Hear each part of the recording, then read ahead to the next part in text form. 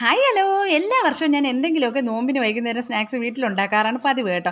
ഇത്തവണ ഞാൻ ഈ 10 നോമ്പായിട്ട് ഒന്നും ഉണ്ടാക്കിയിട്ടില്ല. അപ്പോൾ ഇന്ന് ഞാൻ വിചാരിച്ചു നമുക്ക് കോളിഫ്ലവർ പക്കവടയോ അല്ലെങ്കിൽ ഫ്രൈയോ ചെയ്തെടുക്കാമെന്ന് വിചാരിച്ചു കേട്ടോ. അങ്ങനെ അതിന് വേണ്ടിയിട്ട് ഇന്നലെയും ഞാനൊരു കോളിഫ്ലവർ വാങ്ങിക്കൊണ്ട് വന്നിട്ടുണ്ടായിരുന്നേ. പിന്നെ അതിൻ്റെ മൂട്ടിലുണ്ടായിരുന്ന തൊപ്പിയെല്ലാം പറിച്ച് ദൂരെ എറിഞ്ഞ് പിച്ച് പറിച്ച് കഷ്ണങ്ങളാക്കി ചൂടുവെള്ളത്തിലൊക്കെ ഇട്ട് സെറ്റാക്കി അതിൻ്റെ ബാറ്ററെല്ലാം തയ്യാറാക്കി അതിലോട്ട് മിക്സ് ചെയ്ത് അങ്ങോട്ട് വെച്ചിട്ടുണ്ടായിരുന്നു കേട്ടോ. 1-2 മണിക്കൂർ കഴിഞ്ഞിട്ടാണ് ഞാൻ ഫ്രൈ ചെയ്യാനായിട്ട് എടുത്തത് കേട്ടോ. അപ്പോഴത്തേക്കും നല്ല സെറ്റാവുമല്ലോ.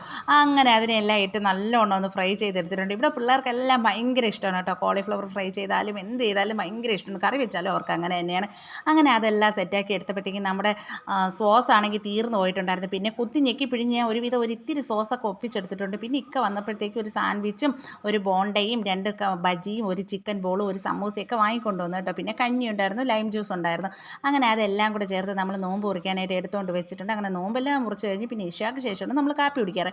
അതിന് വേണ്ടിയിട്ട് നമ്മൾ ക്യാരറ്റും ഉരുളക്കിഴങ്ങും ഗ്രീൻ പീസും കൂടെ ഇട്ട് ഒരു കുറുമക്കറിയും ഉണ്ടാക്കി അപ്പവും ചുട്ടെടുത്തു കേട്ടോ.